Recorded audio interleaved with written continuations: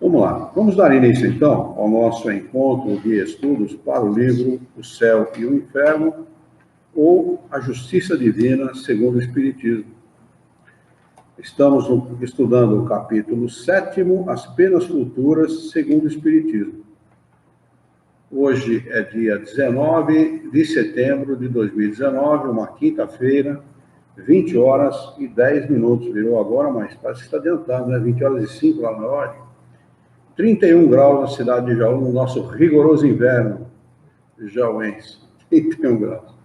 Estão conosco pela internet o José Augusto, a Sueli Toninho, a Raquel Poloniato, pelo Facebook e pelo YouTube, a Daniele Buoso. Sejam todos muito bem-vindos, é um prazer tê-los conosco. A Bernadette Magiri até agora não entrou, pelo menos não aparece aqui para mim. Se tiver por aí, Bernardo, dá uma alôzinha, dá uma boa noite aí para a gente saber se você está por aí, para marcar a tua presença, tá bem?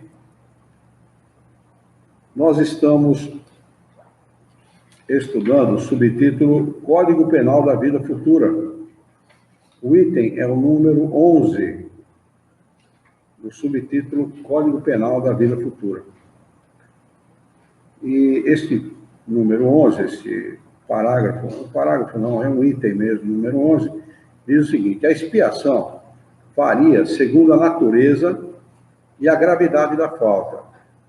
A mesma falta pode assim provocar expiações diferentes, segundo as circunstâncias atenuantes ou agravantes nas quais ela foi cometida. Então, não existe nenhuma pena determinada como a lei, né? Como a lei dos homens, por exemplo, o homicídio é 30 anos, e não é assim, né? O Criador, ele não coloca as coisas dessa forma, porque nós somos espíritos imperfeitos, e o nosso julgamento depende muito do grau de conhecimento que tem o espírito. Né? Então, o Criador julga a intenção, ainda bem, porque às vezes a gente não tem a intenção de prejudicar, e prejudica, ou não tem a intenção de fazer o mal, e faz.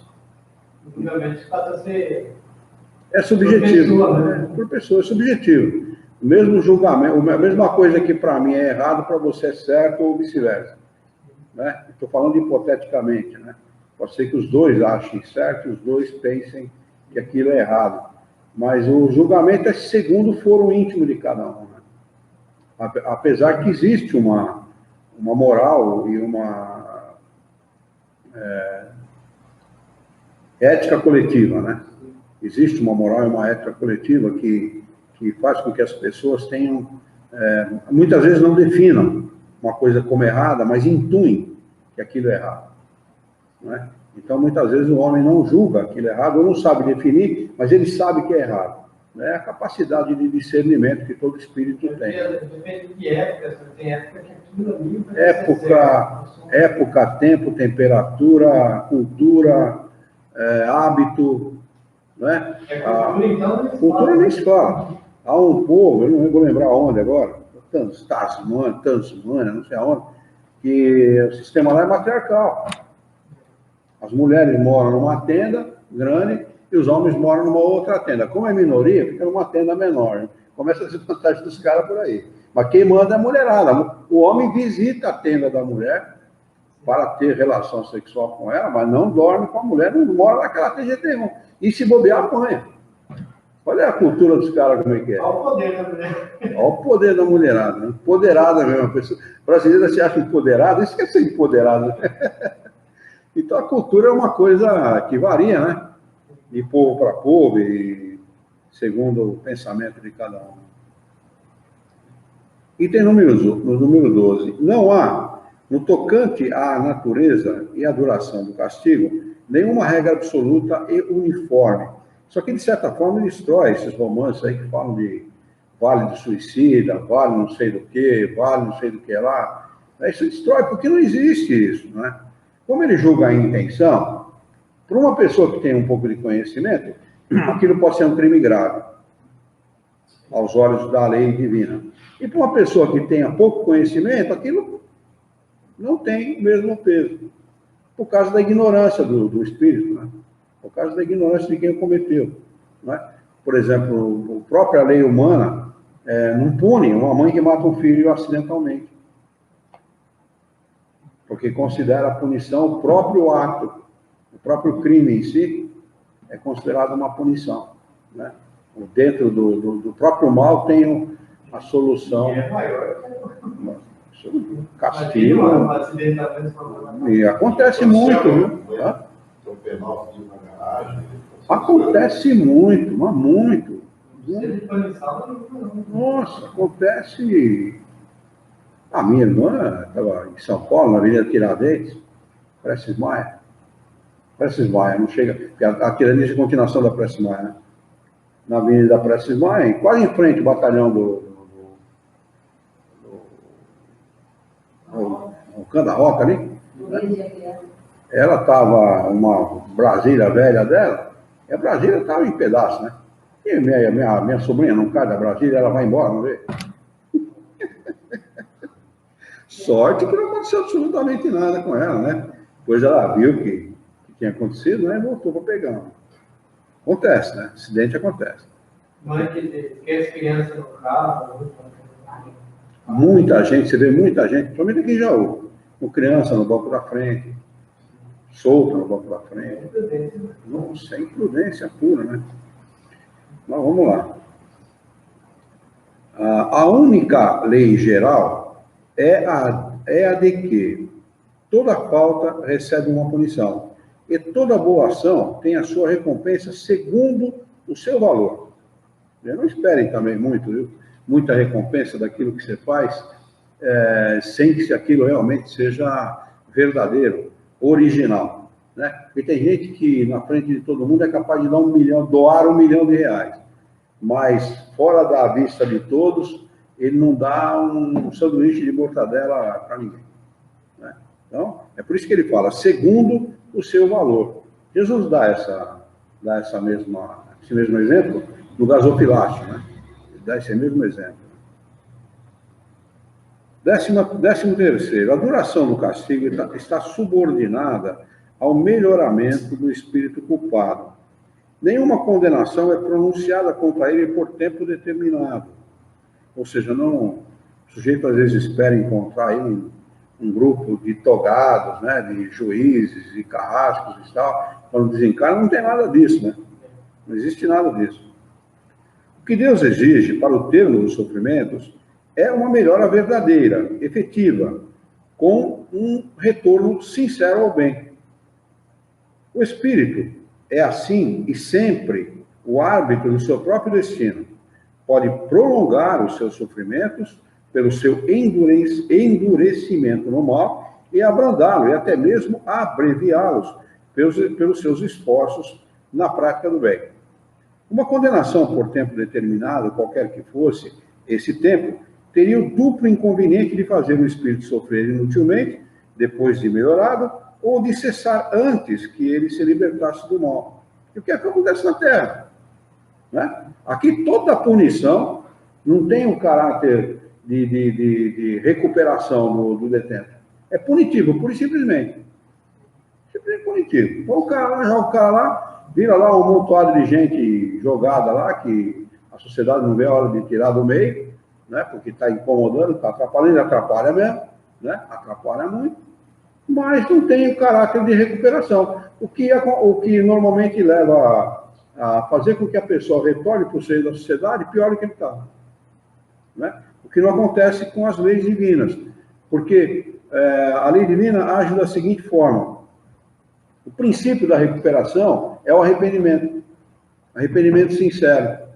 É interessante isso, né? Olha a sabedoria divina, né? Como ela é perfeita, né? O sujeito, ele sofre, desencarnado, estou falando, né? Desencarna lá um crápula qualquer, um pilantra qualquer, aí vai sofrer.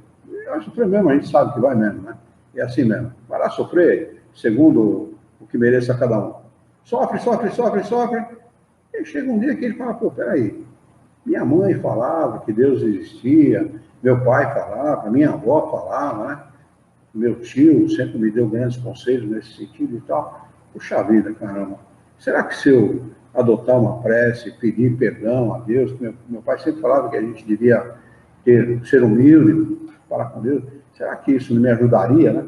Começa a mudança do campo, nesse mesmo momento. Se ele voltar o pensamento a Deus humildemente e pedir perdão, sinceramente, por tudo que ele tenha feito contra os seus irmãos, imediatamente a situação dele muda. Chega mais uma aproximação do espírito bom. Sim. Uma regra geral só vai acontecer se a pessoa sofrer muito, por exemplo. Não, eu não digo que seja a regra geral. Mas o que acontece com a maioria é de que desencarna e continua sofrendo, ele se revolta mais ainda. Primeiro que desencarna, ontem mesmo eu estava assistindo um filme, um seriado bom pra caramba na Netflix, chama Inacreditável. Uns 8 capítulos mais ou menos, bacana. Bacana esse seriado, rapaz. Duas investigadoras obstinadas na solução de um crime de estupro contra várias mulheres. Mas elas são tão obstinadas, chega ao ponto de não dormir, de ficar acordada, de deixar a família em segundo plano, obstinadas mesmo, tá firme. E uma é mais velha e a outra um pouco mais nova. Uma tem 16 ou 17 anos de polícia, a outra tem 6 anos de polícia, mais jovem e frequentadora de igreja batista nos Estados Unidos. E a outra ateia.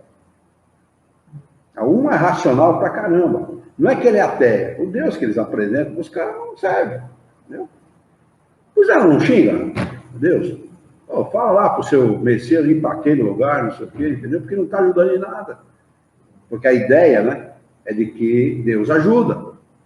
Deus faz o milagre, né? Então apresenta esse Deus para os caras ficam... Então, o sujeito desse desencarna com uma ideia dessa, o que vai acontecer? Porque ele não é uma mulher ruim. Não é uma pessoa ruim.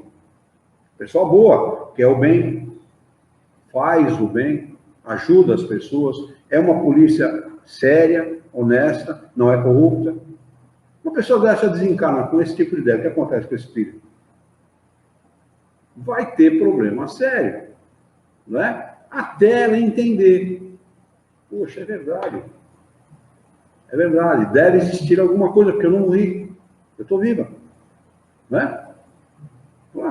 Eu vi meu enterro. Porque é assim que acontece, né? O cara vê o enterro dele, o cara passa por todo aquele drama do sepultamento e tal, né? E acaba se sentindo sozinho, excluído, né? Sem ter mais a relação com seus parentes, com seus amigos, com seus filhos, esposa, seja lá o que for, né? Aí começa a refletir a respeito. Pede perdão, sinceramente, aí começa um processo de mudança radical na vida desse espírito, né? Eu vejo bastante pessoa ateísta, mas pessoa séria, assim, não é pessoa... a pessoa não crê em Deus, pensa que é pessoa séria, só que eu acho que essa ideia mesmo de religião, né? Mas eu vou dizer uma coisa para você, Orlando. Eu prefiro mais um ateu sincero do que um crente mentiroso. E tem muita gente que é crente e é mentiroso, o cara não acredita em coisa nenhuma. Ou se acredita, ele não pensa 2 vezes em prejudicar o próximo. O que eu vi o papo do ateu, a religião serve para doutrinar, e ele põe religião junto com política, né? Doutrinar o povo para facilitar para a política. Facilitar para os políticos. Então, essa é a ideia. Daí você fala, poxa, isso faz sentido, né? Mas é a ideia, por quê? Porque se apresenta um Deus que não existe para as pessoas. É um Deus para... Fantasia. Para deixar a pessoa com medo. Exatamente, é um Deus fantasia, é um Deus que não existe. É um Deus que pune, é um Deus que se vinga, é um Deus que tem humor, é vaidoso.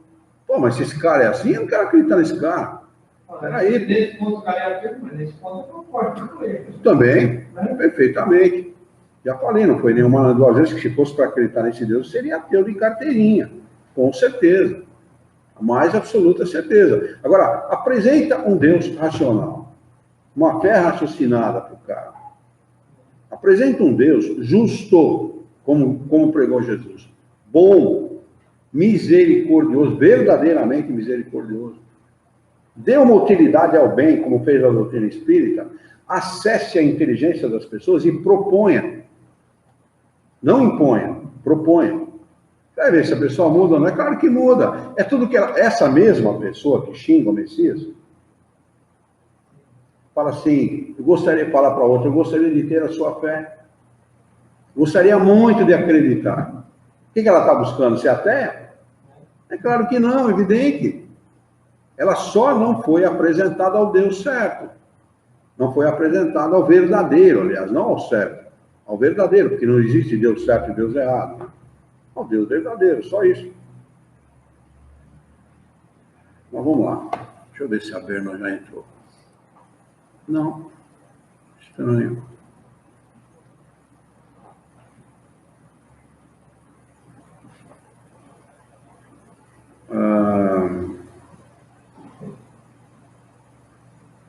Deus, que é justo, pune o mal enquanto ele existe, e deixa de punir quando o mal deixou de existir. Ou, se quisermos, sendo o mal moral a própria causa do sofrimento, este dura somente enquanto ele subsiste, e a sua intensidade diminui à medida que o mal vai desaparecendo. 14º. A duração do castigo, estando subordinada ao melhoramento do espírito, disso resulta que o culpado, que não se melhorasse, continuaria sofrendo sempre, e que para ele a pena seria eterna. 15º. Uma condição que é inerente à inferioridade dos espíritos é a de não ver um termo, um final da sua situação, e acreditar que sofrem para sempre. Isso faz que para eles o castigo pareça eterno. É por isso que muitos se comunicam e dizem que estão no inferno, porque acreditam que o seu sofrimento jamais vai acabar. A Maria Regina entrou, seja bem-vinda, Maria Regina.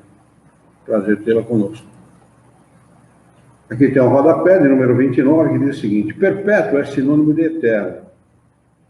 É a nota de Kardec, viu? Dizemos as neves perpétuas, os gelos eternos dos polos. E também se diz o secretário perpétuo da academia, o que não quer dizer que se trate de eternidade, mas somente de um termo indeterminado. Eterno e perpétuo se empregam, pois, também no sentido de indeterminação. Nessa acepção, indeterminação, se pode dizer que as penas são eternas, quando entendemos que não têm duração limitada. São eternas para o espírito que não vê o seu fim. É ruim Kardec para explicar as coisas, né? Eita, rapaz, cara, o sujeito foi talhado com a coisa, né? Aqui o eterno dele é como se fosse o cara é ignorante, não sabe que aquilo um dia vai acabar. Na realidade é que tanto a palavra eterna como o perpétuo estão aplicados na condição de relatividade, né? De tempo indeterminado. Né? Eterno e perpétuo enquanto dure. Mas o espírito, como ele é ignorante, ele é imperfeito, porque o que caracteriza a imperfeição do espírito é exatamente a falta de conhecimento das coisas, então para ele está no inferno, porque não vai terminar, né? Ele não vê término para aquilo. Está sofrendo muito. A gente pode comparar isso com a nossa situação, por exemplo, quando nós estamos doentes, numa cama de hospital. Né? A gente acha que o dia não tem como passa. Uma vez eu estava internado e a freira passou várias vezes, aí na Santa Casa, passou várias vezes e falou assim para mim: você está com dor, né? Eu falei: não estou com dor, não gosto de tomar remédio. Mas eu estava com dor. Aí ela passou outra vez: você está com dor? Eu falei: não estou. Ela falou: você está gemendo, rapaz. Eu acho que eu cochilava e eu gemia, né? Ela falou: eu vou pegar um remedinho para você. Aí foi lá, buscou, comprimidinho, sei lá do que era, não perguntei o que era. Eu tomei, nossa, beleza. Porque eu não tomo remédio, então quando você toma, beleza. Aí eu chamei ela, estava passando na porta, falei: irmã, por favor, que remédio que a senhora deu para mim, né? E ela falou o nome do analgésico, eu gravei o nome do analgésico. Porque eu não dormia à noite, aquilo me fez dormir umas 4 horas seguidas. Tá? Falei: então, quando chegar à noite, eu vou falar com a enfermeira, falar que eu estou com dor, para ela me dar um comprimido daquele.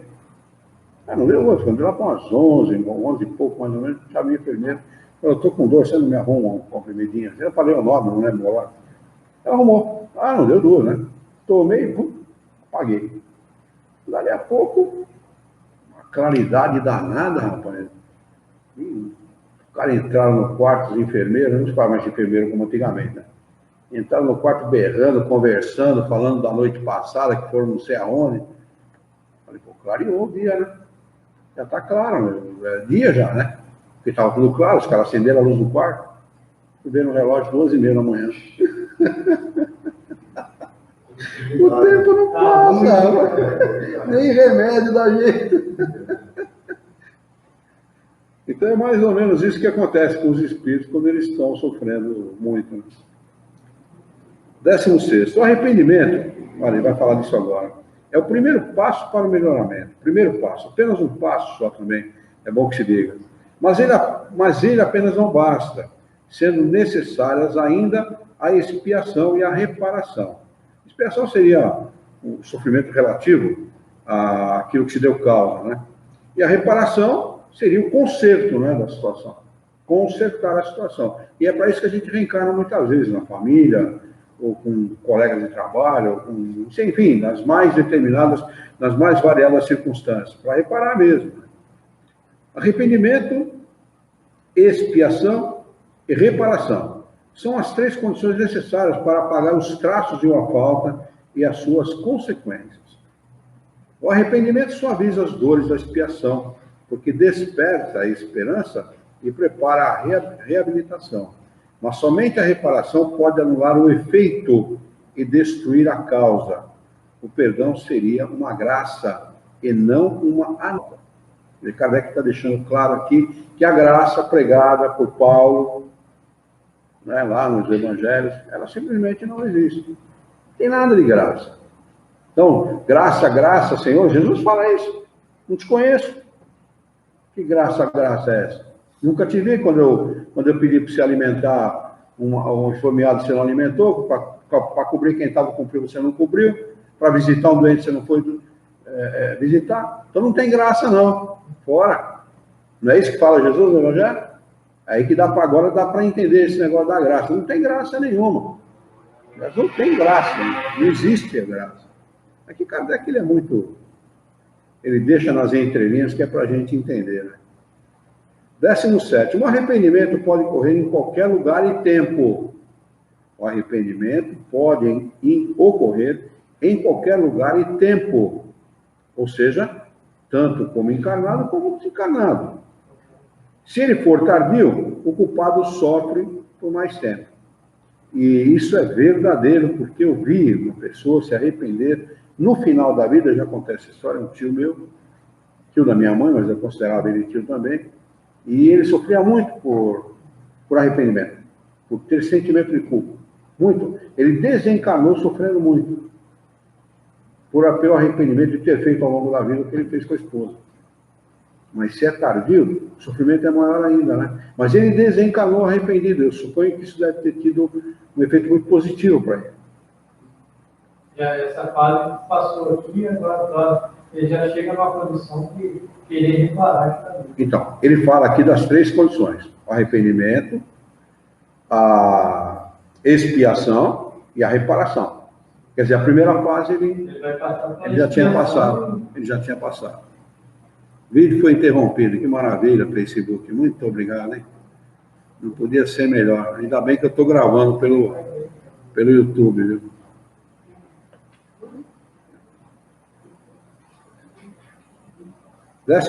Pardon, como estamos no segundo parágrafo. A expiação consiste nos sofrimentos físicos e morais que são a consequência da falta cometida, seja desde a vida presente, seja após a morte, na vida espiritual, ou ainda numa nova existência corpórea, até que os traços da falta tenham desaparecido. A reparação consiste em praticar o bem para aquele mesmo, a quem se fez o mal. Aquele que não repara os seus erros nesta vida, por fraqueza ou má vontade, tornará a encontrar-se numa outra existência com as mesmas pessoas que ofendeu e em condições escolhidas por ele mesmo para poder provar-lhes o seu devotamento, fazendo-lhes tanto bem quanto o mal que havia feito. Nem todas as faltas acarretam prejuízo direto e efetivo. Nesses casos, a reparação se realiza fazendo-se o que se deixou de fazer, cumprindo-se os deveres que foram negligenciados ou desprezados, as missões em que se tenha falido, praticando-se o bem reparador do mal que se fez. Isso quer dizer, sendo humilde quando se for orgulhoso, bondoso quando se for duro, caridoso quando se for egoísta, benevolente quando se for maldoso, trabalhador quando se for preguiçoso. Quer dizer, os caras que não gostam de trabalhar estão ferrados, vão ter que reencarnar para trabalhar. Útil quando se for inútil, temperante quando se for dissoluto, bom exemplo quando se for mau, e assim por diante. É dessa maneira que o espírito progride, tornando proveitoso o seu passado. Aqui tem mais um rodapé de Kardec, que diz o seguinte: a necessidade da reparação é um princípio de rigorosa justiça, que se pode considerar como como a verdadeira lei de reabilitação moral dos espíritos. É essa uma doutrina que nenhuma religião proclamou ainda. Entretanto, algumas pessoas a repelem, por acharem que seria mais cômodo poder apagar as suas faltas simplesmente pelo arrependimento. É claro que é mais cômodo. Por que muita gente não frequenta o doutrina espírita? Por essa razão. Né? Eu vou lá, peço perdão a Deus, tomo lá uma hóstia, ouço a homilia e estamos conversando. Por que eu vou ter que ficar trabalhando em cima do quê? Né? Muito mais cômodo. Né? Muito mais cômodo, evidentemente.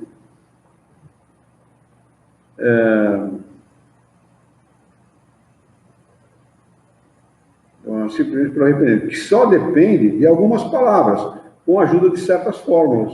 De quem que ele está falando? Hã? Doutrina católica. Né? Quando eu lembro, eu era moleque, né? Eu lembro que a gente ia no padre, que era obrigado a confessar. Ir no confessionário e confessar. Aí o padre, a gente acabava de confessar, moleque, não sabia nem o que falava. Falava qualquer coisa lá. E vai lá, senta no banco, pega 3 Ave Maria, 3 Pai Nosso, um Salve Rainha. Essa era a penitência, está tudo pago, tudo resolvido. Mas as barbaridades que a gente fazia de quebrar vidrado da casa dos outros, a gente não contava. E aí o padre ia dar muita reza para fazer. A penitência ia ser grande, né? Convictas de que assim estarão livres, verão mais tarde que isso não foi suficiente. Poderíamos perguntar-lhes se esse princípio não está consagrado na lei humana e se a justiça de Deus pode ser inferior à dos homens. É claro que está consagrado na lei humana. Você não basta chegar na frente e dizer: desculpa, não sabia, não conhecia a lei. Não existe isso. Você vai reparar. Você vai pagar, você vai sofrer e vai reparar os danos que você causou. Sobretudo quando a lei é mais justa em países mais avançados, né? Se chega a dar nível de educação tal, que se fecha os presídios, né?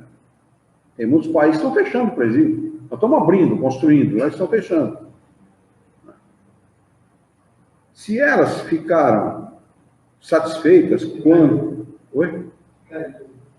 Desculpe. Se elas ficariam satisfeitas quando o indivíduo que as tivesse arruinado por abuso de confiança se limitasse a dizer-lhes que se lamentariam disso infinitamente, por que, pois, querem elas recuar ante a obrigação que toda criatura honesta deveria cumprir na medida de suas forças?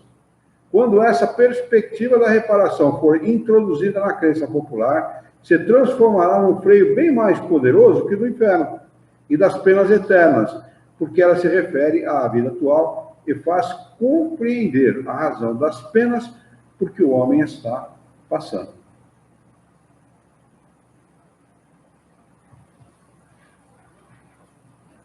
Décimo oitavo. Os espíritos imperfeitos são afastados dos mundos felizes porque perturbariam a sua harmonia. Permanecem nos mundos inferiores, onde espiam as suas faltas pelas tribulações da vida e se libertam das suas imperfeições até merecerem encarnar-se em mundos moral e fisicamente mais adiantados. Se podemos conceber um lugar de castigo determinado, é precisamente nos mundos de expiação, pois é ao redor desses mundos que pululam os espíritos imperfeitos desencarnados, esperando uma nova existência que, permitindo-lhes a reparação do mal que fizeram, os ajudará a progredir. 19. Como o espírito conserva sempre o seu livre-arbítrio, melhora, às vezes, de maneira lenta, e sua obstinação no mal é bastante tenaz. Pode persistir nessa situação durante anos e séculos. Mas chega sempre um momento em que sua teimosia em desafiar a justiça de Deus se abate diante do sofrimento. E então, malgrado a sua fanfarronice, que não passa de um fanfarrão mesmo, ele reconhece o poder superior que o domina. Desde o momento em que se manifesta as primeiras luzes do arrependimento, Deus o faz entrever a esperança. Nenhum espírito está na condição de nunca se melhorar. Isso é muito importante, né? Que as pessoas saibam, né? Nenhum espírito está na condição de nunca se melhorar. Ou seja, nunca, jamais ele vai ser perpetuamente mal, ou foi criado para ser mal. Né? A lei é de progresso, progressão dos espíritos. Então, certamente, todos progredirão, todos avançarão. Se assim fosse, ele estaria fatalmente destinado a uma eterna situação de inferioridade e escaparia à lei de evolução que rege providencialmente todas as criaturas. 20. Sejam quais forem a inferioridade e a perversidade dos espíritos, Deus jamais os abandona. Está em caracteres itálicos aqui, diferenciados, para grifar, né? Que Deus jamais abandona quem quer que seja. Ele ama a todos igualmente. Bons e maus, perversos e bondosos, né? Todos têm o seu anjo da guarda, que vela por eles, vigia as expansões da sua alma e se esforça para despertar-lhes bons pensamentos, desejos de progredir e de reparar numa nova existência o mal que tenham feito. Não obstante, o guia ou o protetor age, na maioria das vezes, de maneira oculta, sem exercer nenhuma pressão. Importantíssimo, né, que essa verdade seja divulgada, porque nenhum espírito faz pressão nenhuma, nem o obsessor, o mau espírito, nem o bom espírito. Há a sugestão, mas nunca a pressão para que se faça isso ou aquilo. A decisão é sempre da pessoa, sempre, seja qual for a circunstância. Nós temos um rapaz que nós conhecemos, Yara, que um jovem, nasceu numa família assim, normal, pai e mães trabalhadores, a irmã casou e tem uma vida normal, regular, tem 2 filhas e tal. Ele enveredou pelo caminho da droga, chegou a casar, o pai e a mãe acolheu, mesmo viciado em droga e tudo, casou-se, teve um filho, brigou com a mulher, separou da mulher, a mulher foi embora, foi obrigado a entrar com uma ação contra ele, para ele proibir ele de ver o filho, porque ele era violento, ou seja, lá o que fazia, e abandonou o pai e a mãe e foi embora para São Paulo. Foi preso lá, foi para o Cadeião de Pinheiros. E veio lá no Cadeião de Pinheiros, preso, com um tempo lá, aí voltou para Jaú, a mãe arrumou uma internação, se recuperou, largou da droga, ficou bastante tempo recuperado, que não queria mais saber dessas coisas, isso aqui, recaiu na droga de novo, foi embora para São Paulo. Quer dizer, muita gente pode dizer, não, isso é perseguição dos espíritos. Não é. É falha de caráter, é vacilo do próprio encarnado, que aceita a sugestão. Nessa situação, ele conseguiu vencer, depois caiu a tentação. Mas o espírito ficou sugerindo para ele parar, com certeza, testar ele. Com certeza, evidente. Evidente. Sugere. Ó, até para ele provar que ele é evidente, é a prova. É a prova. Quando ele voltou, ele tentou entrar em contato com você. Tentou, né? Ele disse que ia entrar em contato, mas acabou não entrando. Na realidade, o que os espíritos fazem não é pressão. O que eles fazem é sugestão. Não é? Você pode fazer uma sugestão, dependendo da maneira que você passa a sugestão. Estou falando de encarnado para encarnado. Ela surte efeito ou não. Se você for sutil ao sugerir, ela surte mais efeito do que se você for impactante. Não é verdade? Você é sutil, você vai lá e joga. A pessoa cai e, de repente, quando vê, já está. Não, ela não te dá resposta nenhuma, não fala nada, fica quieta e tal, mas quando ela for pensar, ela entra. Na sutileza da sugestão, ela entra na sugestão. Né? E os espíritos fazem exatamente a mesma coisa, eles são perspicazes. Eles ficam observando qual que é o caminho que o cara toma, o que que ele faz, onde está a fraqueza do cara, e sugere, sutilmente, sugere exatamente naquele ponto. É isso que eles fazem. O horário vigiar que você falava bem. Na realidade, acho que o certo seria o inverso, viu? Vigiar e orar.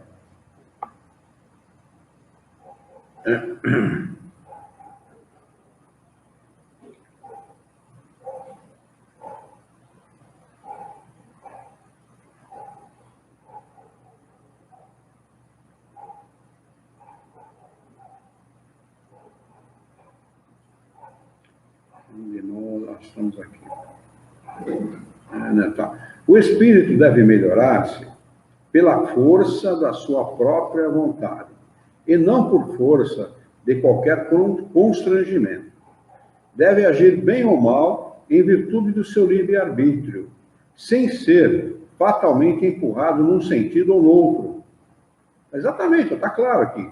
Nem no sentido do bem, nem no sentido do mal. Ele não pode ser empurrado. Ele que tem que decidir. A decisão é dele. Se fizer o mal, sofrerá suas consequências enquanto permanecer no mau caminho. Desde que dê um passo em direção ao bem, sentirá imediatamente os seus resultados. E ele fala aqui, imediatamente. Quer dizer, um sinal que ele dê para Deus e que ele deseja o bem, que ele quer mudar, que ele quer se recuperar, imediatamente ele é atendido nesse sentido. Observação. Seria errôneo acreditar que, em virtude da lei do progresso, a certeza de chegar cedo ou tarde à perfeição e à felicidade pode ser um encorajamento a permanecer no mal, esperando arrepender-se mais tarde.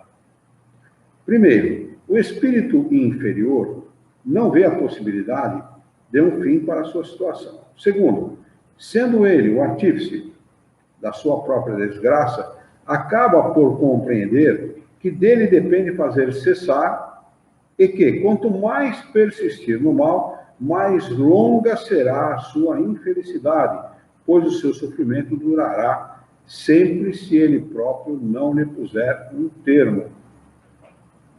Esse seria, de sua parte, um cálculo errado, com o qual se enganaria a si mesmo. Se, pelo contrário, segundo o dogma das penas irremissíveis, toda esperança lhe fosse negada, ele não teria nenhum interesse em retornar ao bem, pois isso não lhe daria nenhum proveito. Perante esta lei, cai igualmente a objeção referente à presciência. Deus, ao criar a alma, sabe realmente se, em virtude do seu livre-arbítrio, ela tomará o bom ou o mau caminho. Sabe que ela será punida se praticar o mal, mas sabe também que esse castigo temporário é um meio de a levar a compreender o seu erro e de a fazer entrar no bom caminho, ao qual cedo ou tarde chegará. Segundo a doutrina das penas eternas, Deus sabe que a alma falirá e assim já está previamente condenada às torturas sem fim. Na realidade, essa maneira de colocar é uma maneira de explicar, e Kardec explica majestosamente, não tem a menor dúvida. Mas eu acredito que o que aconteça com o espírito, como respondem os espíritos superiores, o espírito ele não tem que passar pelas feiras do mal. Ele não está obrigado a isso. Né? O mal, na realidade, nem existe. O mal é uma criação nossa. Né? Pô, o ar-condicionado está muito baixo e tal, estou sentindo frio, estou fazendo mal. Né? Tudo aquilo que te traz desconforto é considerado mal.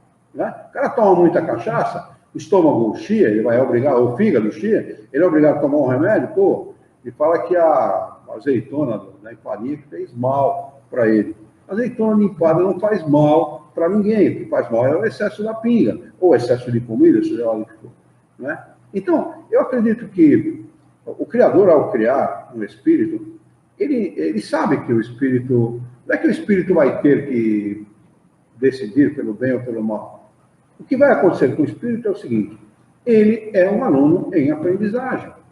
Um aluno em aprendizagem, ele pode errar, por exemplo, uma conta de matemática, uma vez, duas, três, uma equação de segundo grau, uma vez, duas, três. Né? Um aluno no meio deles, e é por isso que nós temos essa vida de relação, né? A vida social, ela é uma obrigação para todos, exatamente por essa razão, porque um aluno no meio deles entende com mais facilidade e ajuda os outros a entenderem da mesma maneira. Houve mal nessa situação? Alguém foi mal? Alguém foi perverso? Alguém fez aquilo porque quis? Não, apenas não estava no momento dele. Porque compreender alguma coisa, aprender alguma coisa, depende de momento. Já repararam isso? Tem um momento certo para você entender determinada coisa. Você tem que estar maduro para aquela ideia, maduro para aquela circunstância, maduro para aquele momento. E às vezes, um que já esteja um pouco mais maduro por alguma razão, ele pode te ajudar, explicando para você, ele pode te ajudar a entender aquilo que você demoraria mais tempo. Não é? Então, eu acho que é nessa circunstância que ele está tentando explicar aqui. Porque se Deus soubesse que o espírito, ao ser criado, poderia enveredar pelo caminho do mal, ele seria um Deus perverso. Na realidade, não é pelo caminho do mal, é pelo caminho da reencarnação, é pelo caminho do sofrimento, é pelo caminho da tentativa e erro, tentativa e erro, tentativa e erro. É isso que a gente faz na vida. Se o Criador permite a tentativa e o erro, até você acertar, ele está dizendo que você é um mau espírito? Não. Ele está dizendo, olha, você é um aluno em aprendizagem. Aproveite a oportunidade. Quantas vezes, já ouvi da boca de centenas de pessoas, para não dizer milhares, né? Acho que devo ter ouvido milhares de vezes isso, não aproveitei tal oportunidade, podia ter aproveitado. Estava na minha mão e eu não aproveitei. Depois, o cara vai refletir a esse respeito. Depois. Né? Que naquele momento que ele tinha a oportunidade na mão, ele não valorizou aquela oportunidade. Seja na circunstância que for. Casamento, vida social, vida profissional, sei lá, qualquer situação, qualquer circunstância. Maturidade do senso moral para o entendimento de determinadas coisas. Se a pessoa não tiver madura, ela, seja lá o que for, ela não entende. Né? Seja qualquer que seja a circunstância. Isso depende do espírito. Tem uns que pega rápido, outros vai no caminho que vai demorar mais. Maturidade. Maturidade. No caso do espiritismo, maturidade do senso moral. Né? E aí depende do grau de conhecimento que esse espírito tem, da natureza dele, né? Mais ou menos desenvolvida. Né? Se ele tem maturidade do senso moral, pode ser uma criança, ela compreende. E pode ser um velho, não entende.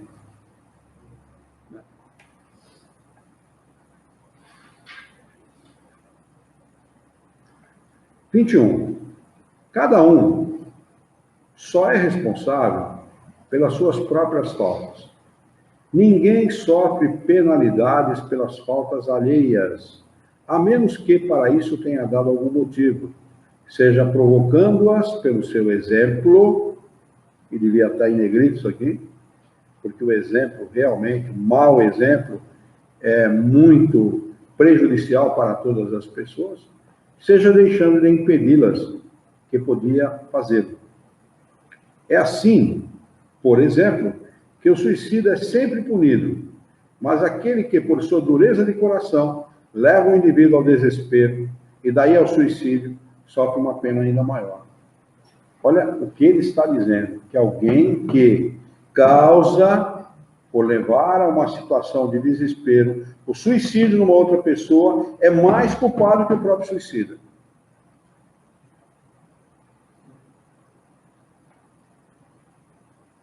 Nós temos, se somar tudo, passa de 40 milhões de pessoas sofrendo, para não desempregados, sofrendo por causa do desemprego no Brasil. É que lá, quando o Collor cravou o dinheiro lá, todo mundo lá, Várias pessoas, né? Muitas, Sim. centenas, se suicidaram por causa do copo. Por causa daquele programinha obstinado dele em acabar com a nossa inflação. Né?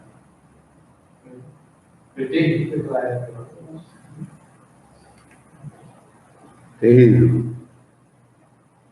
Vamos lá. 22. Embora a diversidade de punições seja infinita, existem as que são inerentes à inferioridade dos espíritos e cujas consequências, salvo algumas nuances, são mais ou menos idênticas. Sofrimento por ignorância, né? Muita gente sofre.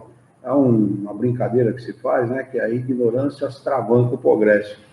É um ditado que o pessoal fala por brincadeira, mas é verdadeiro. A ignorância atrapalha o progresso mesmo, né? Trava o progresso, né? E exatamente por essa razão que as pessoas sofrem, não é? As pessoas não sofrem muitas vezes porque a vida as faz sofrer, mas porque são ignorantes e resolvem de maneira equivocada os seus problemas. Quanto maior o grau de conhecimento, maior a facilidade de se solucionar os problemas. Né? Os problemas eles são diretamente proporcionais à capacidade de entendimento da pessoa. Se a pessoa tem entendimento, capacidade de entender e superar aquele problema, ela não sofre, ou ela sofre minimamente. Ao passo que aquele que se desespera diante de qualquer problema, ela vai sofrer 3 ou 4 vezes mais, ou muitas vezes mais, do que o primeiro.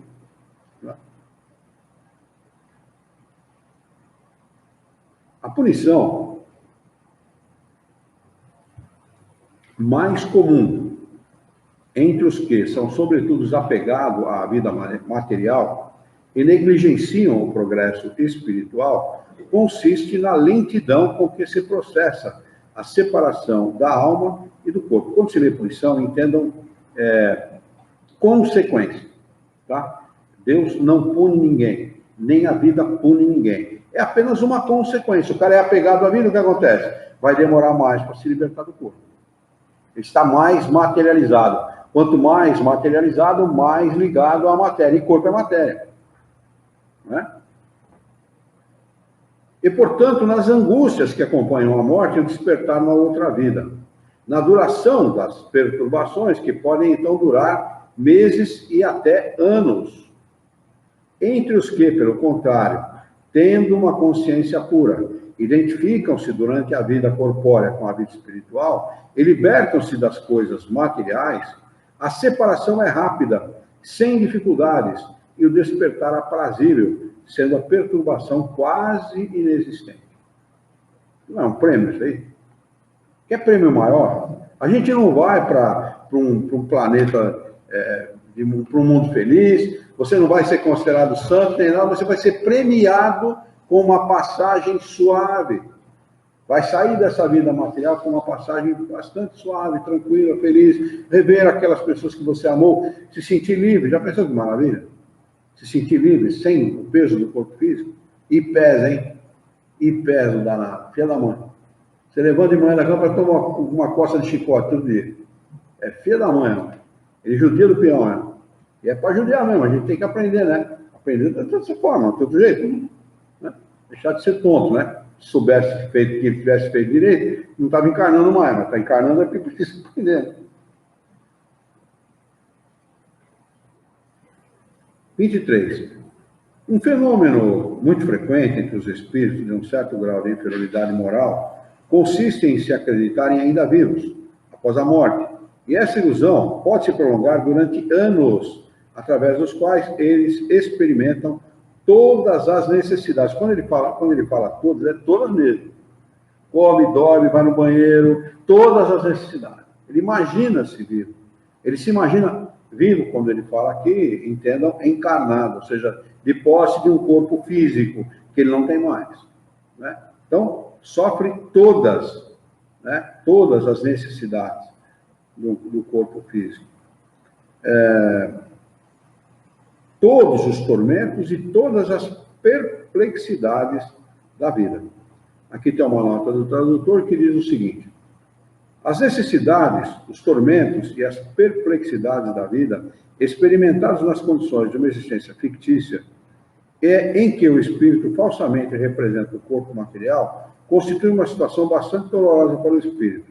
Foi dela que certamente se originou o dogma do inferno material, com o corpo material quase invulnerável a sofrer sem se destruir. É uma reflexão, pode ser que seja mesmo. Imagina essas pessoas que desencarnam por overdose. Ah, deve ser triste, hein? Deve ser triste porque isso liga mais ainda o desencarnado ao corpo, né? Mais ainda, fica aquele laço. De momento, ele vai como viciado, né? Eu estava vendo hoje, estou passando por um canal chamado Discovery World. Estava lá uma matéria de uma senhora nos Estados Unidos da América do Norte contando o vício dela em álcool e droga. Mãe de 3 filhos, casada, mãe de 3 filhos. Ela vai numa reunião da e começa aí um processo de recuperação. Ela recai novamente, ela pega o pacotinho de cocaína e joga dentro do lixo. Aí ela vira as costas, quando ela percebe, ela sente uma necessidade muito grande de usar cocaína, vai no lixo para tentar achar o pacote de cocaína de novo. Mas olha, que sofrimento, pai. Mãe de 3 filhos. Uma senhora, você vê que é uma condição razoável de vida, porque lá o pessoal trabalha muito, mas tem uma condição boa de vida, né? Vive bem, tem carros bons, casas boas e tal. Então, o que é o vício? O vício é uma coisa que atormenta. Olha, se a gente leva, sem vício, você leva uma vida que faz, o corpo faz a gente sofrer, tem as dificuldades inerentes da própria vida. É claro que, graças a Deus, eu não estou falando por mim, não, mas falando pela maioria, eu não tenho doença nenhuma, não tenho nenhum problema, nenhuma limitação física, mas imagine aqueles que ainda têm limitações físicas. E, além de tudo, em cima, sobre tudo isso, vício. Imagine o que não deve ser o tormento, o castigo, o sofrimento que não é a vida de uma pessoa assim. Olha, acredito que pode até ser, viu, Orlando? Pode até ser. Acaba caindo nessa situação, né? O sofrimento é atroz, né? Terrível. Há pessoas que tomam álcool todos os dias e não se consideram alcoólatras. E são alcoólatras, pô. Todo dia o cara toma só uma cervejinha, o happy hour. Vai embarcar nessa confusão, nessa história de happy hour, e vai acabar em vez de feliz, vai acabar infeliz, né? Não no happy hour, vai acabar numa situação infeliz de alcoolismo. O alcoolismo é a porta de entrada para os outros vícios, né? E gozar de cigarro, não. Cigarro, não. Mas o alcoolismo é a porta de entrada. É ali que o cara deriva para maconha, cocaína e... Ele quer a vez de consciência, Ela conta, essa senhora conta, que ela chega em casa, depois de 3 meses sem beber nada, abre 1 litro de vodka, e a vodka é um troço, um destilado altamente potente, né? Ela debui 1 litro de vodka. Aí ela vai... Não, pinga e vodka, a diferença é que a vodka é pior. A vodka é pior, a teor alcoólica é maior que a da pinga, né? Tanto que ela é tomada praticamente congelada, né? Mesmo na União Soviética, onde se toma muito, né? Bom, você já viu o índice de acidente de automóvel lá por causa disso?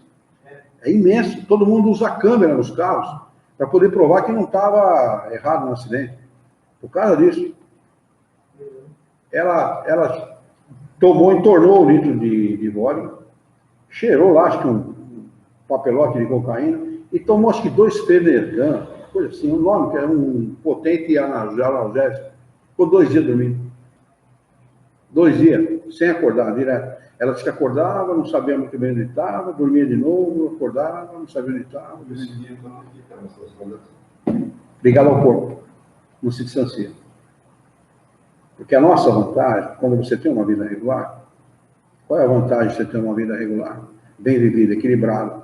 Chega de você pôr o corpo na cama, o espírito vaza. O corpo está ali, está tranquilo. Ele está seguro. O corpo dele está bem, né? Está saudável. Então ele pode se distanciar. E ele vai realizar suas tarefas, vai entrar em contato com outros espíritos, aprender outras coisas, enfim, uma vida saudável. Agora, quando o espírito usa esse tipo de subterfúgio, ou usa, por exemplo, remédio para dormir, esse tipo de coisa, né? Aí fica ligado ao corpo, não se afasta, está preocupado com o corpo, ele sabe que o corpo não está bem, ele sabe que o corpo não está bem. E se deixar eu, meu bem, eu não. Então, você não dorme porque não tem sono? Eu não durmo, não sei se porque eu vim e eu ficava lendo a noite inteira, ficava desde novinha, passava lendo muito de madrugada, sabe? Se o filme até de madrugada, sempre que assim eu dormi. Que é uma bichinha para dormir, isso eu, né? Para tomar cuidado com isso, não é bom. Não é saudável.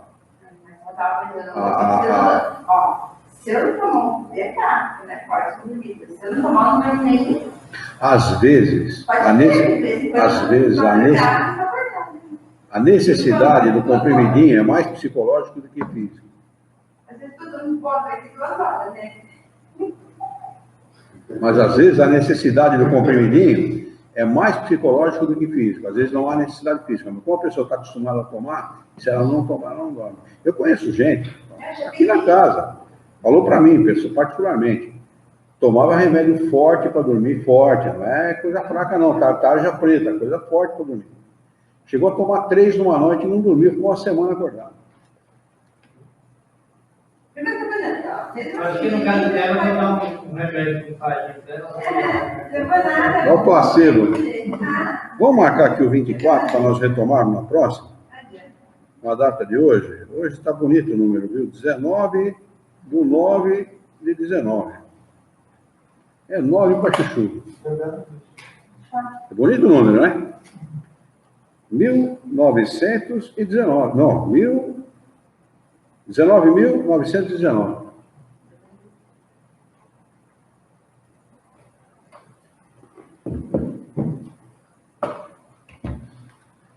Quem não queria deitar na cama e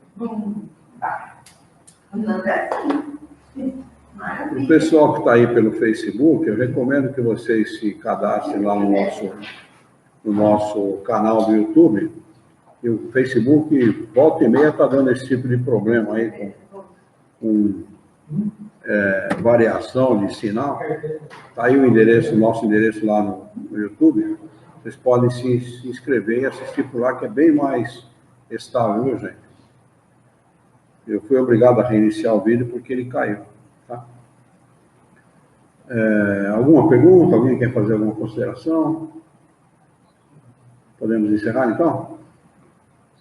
Muito bem. Vamos, então, elevar o nosso pensamento, mentalizar a figura excelsa e amiga de Jesus, nosso mestre, nosso modelo e guia da humanidade, e juntos com Jesus nos dirigir ao Criador, ao Senhor da vida, fonte inesgotável de paz, de amor, de bondade, de misericórdia e justiça, para agradecê-lo muito pela oportunidade de aqui estarmos reunidos em seu nome, para discutirmos as questões propostas pelos nossos estudos do livro O Céu e o Inferno desta noite. Queira a vossa bondade, o vosso amor, a vossa misericórdia, que tenhamos bom ânimo, coragem, determinação, ideias renovadas, alegria de viver e muito entusiasmo para que nós possamos trabalhar, sermos úteis à sociedade em que vivemos e desta forma dignificar a vida.